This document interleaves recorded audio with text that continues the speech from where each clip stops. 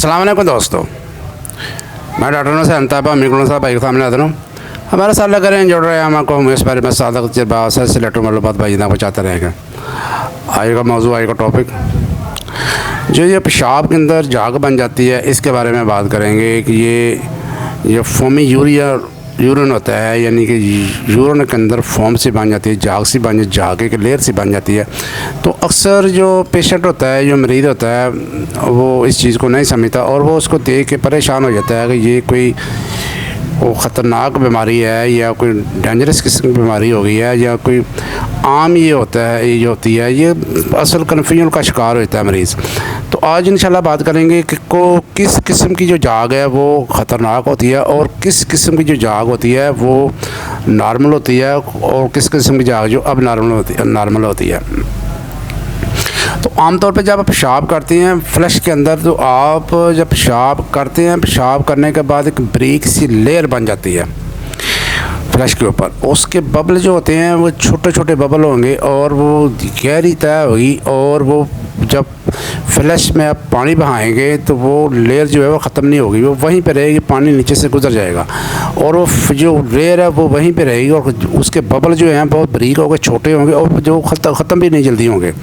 तो ये जो कंडीशन होती है ये अब नॉर्मल होती है। अब आते हैं कि नॉर्मल जो होती है, लेयर आ जाती है, बबल बन जाते हैं, वो क्या होती है, ये जो आप पेशाब करेंगे तो एक बबल जो बड़े किस्म के बबल बनेंगे वो साइज़ में बड़े होंगे और वो जल्दी ख़त्म हो जाएंगे।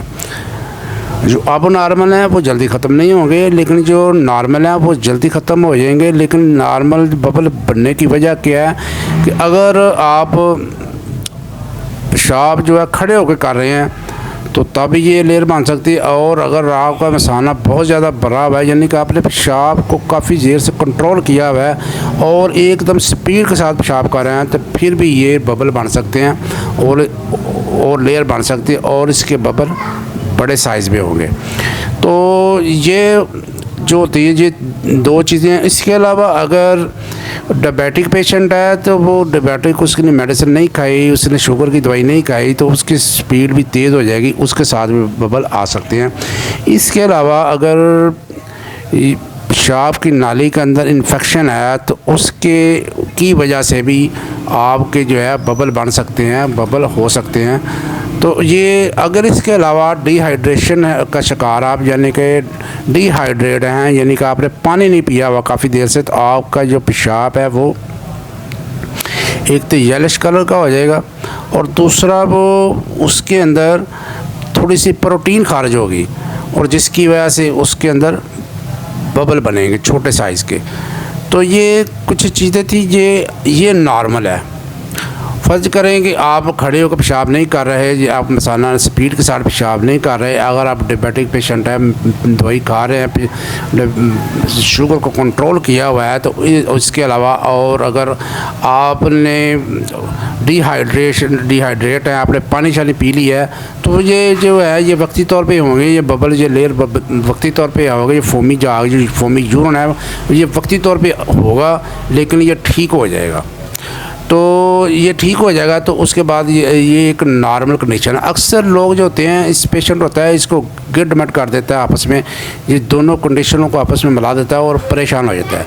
लेकिन ये कभी कभार होगा, जो मैंने बताया ना, डायबिटिक पेशेंट अगर दवाई नहीं खाई तो उसका बबल आ गए हैं, अगर वो गोली उसकी नाली में इन्फेक्शन है तो बबल आ गए हैं, अगर वो उससे डिहाइड्रेट है, उसे पानी नहीं पिया या उसने मसाना भरा हुआ स्पीड के साथ पेशाब किया, ये तमाम चीज़ों को अगर आप कंट्रोल में कर लेंगे तो ये बबल नहीं बनेंगे, ये अनरेगुलर होगा और ये कभी कभार होगा। ये ऐसी कंडीशन को देख के आपको बिल्कुल परेशान नहीं होना।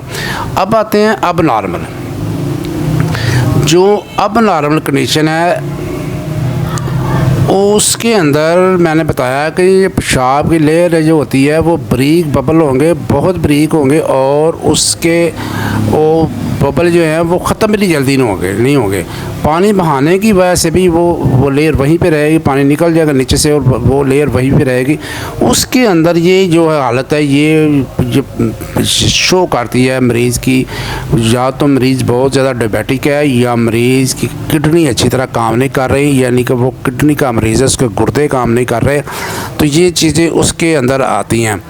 तो बाज़ का ये भी होता है, मैं एक पॉइंट भूल गया हूँ कि ये जो पेन किलर मेडिसिन इस्तेमाल करते हैं ना पेशेंट, पेन किलर, उसके वजह से भी बाज़ का जो बबल आ सकते हैं, उसकी वजह से भी वो यूरिन की स्पीड तेज़ हो सकती है और बबल भी आ सकते हैं। लेकिन वो जो पेन किलर आप छोड़ देंगे तो वो भी मसला आपका हल हो जाएगा।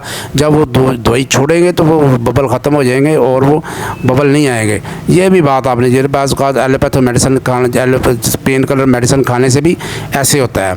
तो ये जो अब नॉर्मल है ये जो है ये रेगुलर होगा और हर दफ़ा होगा, जब मरीज़ डायबिटिक होगा या फिर मरीज़ किडनी पेशेंट होगा या क्रिएटिनिन उसके पेशाब में खारिज हो रहा होगा, तो ये जो फिर प्रोटीन आती है इसके अंदर, प्रोटीन की वजह से जो बबल होते हैं वो बनते हैं।